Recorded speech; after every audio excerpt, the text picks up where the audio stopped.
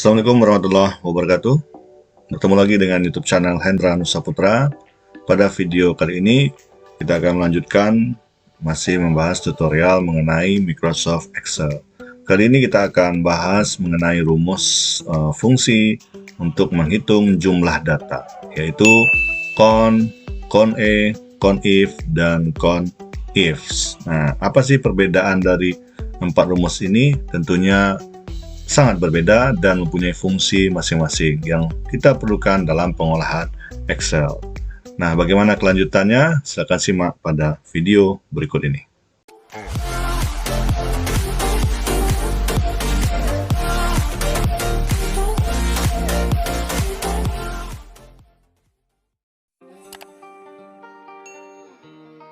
Kita mulai.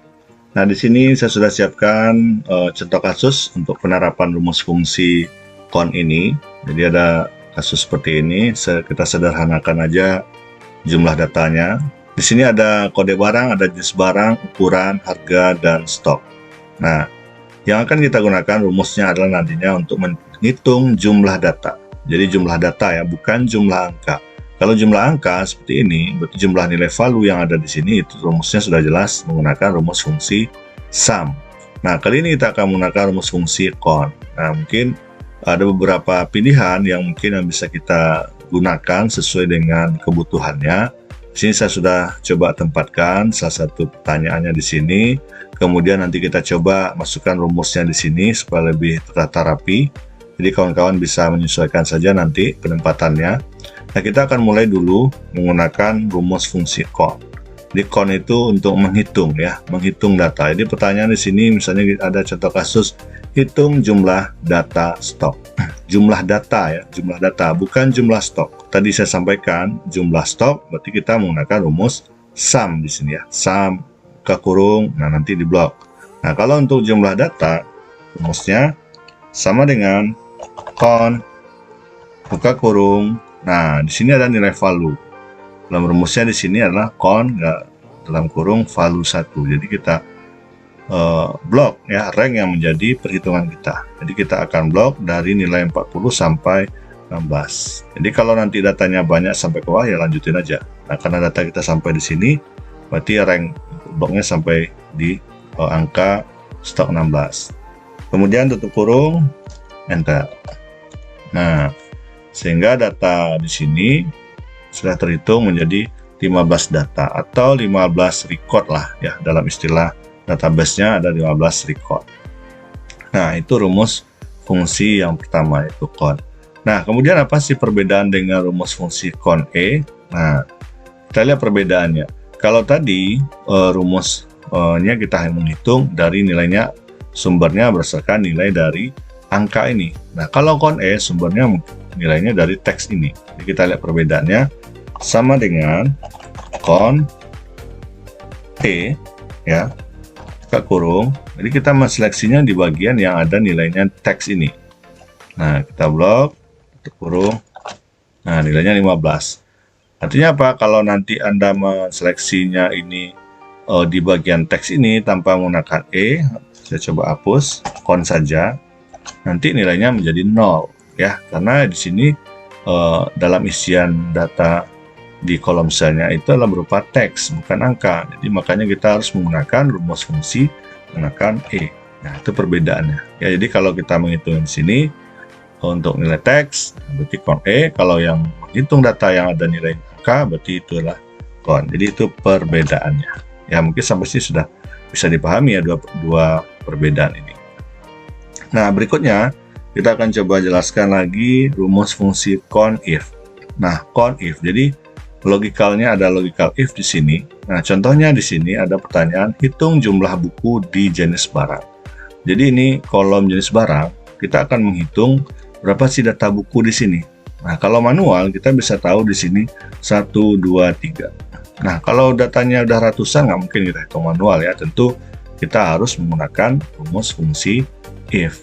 Nah, untuk seperti ini, dari pertanyaan ini, kita akan menggunakan rumus con-if. Jadi caranya, ketik sama dengan con-if, ya ini huruf besar, huruf kecil sama saja.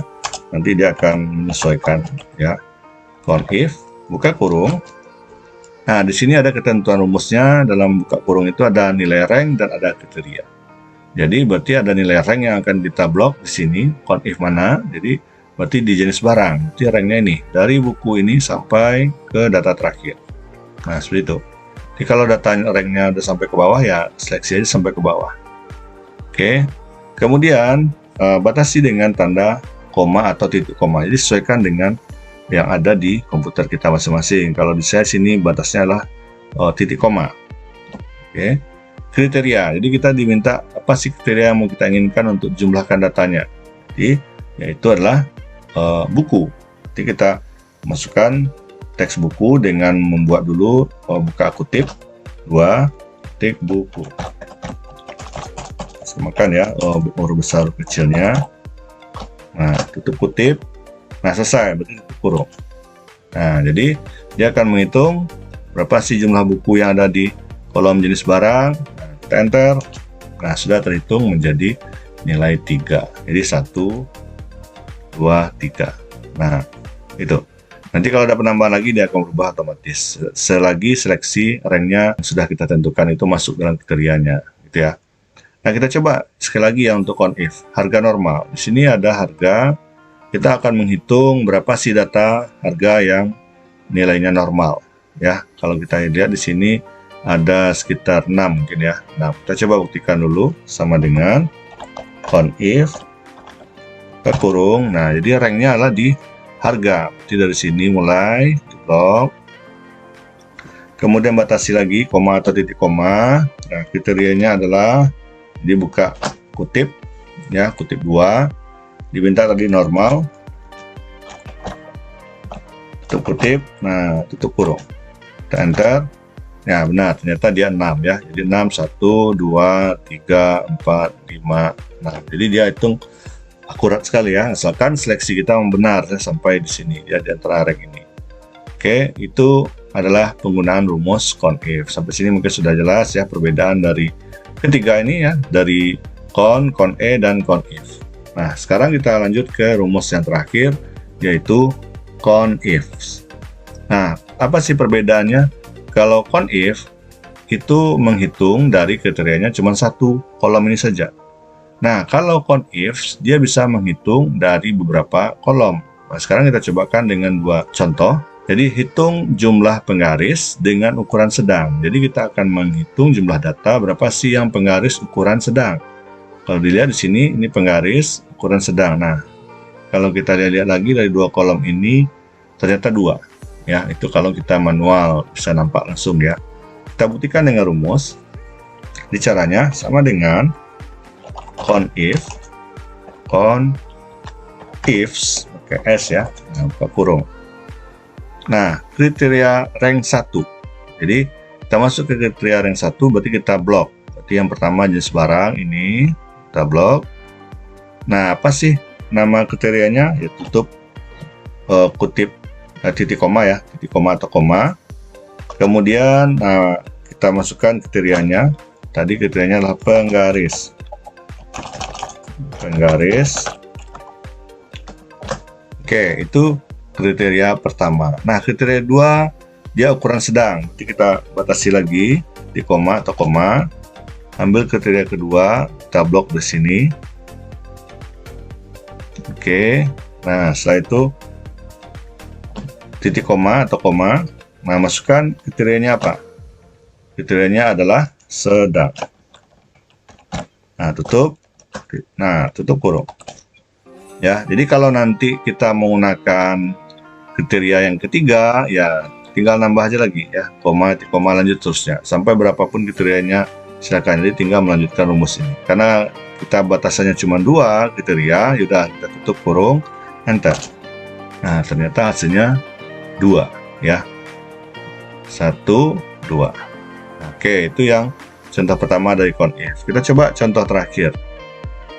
Ukuran besar dengan harga diskon ya, ukuran. Jadi kita lihat di ukuran di sini ada kecil, besar. Kemudian datanya yang harganya diskon. Jadi ada diskon di sini.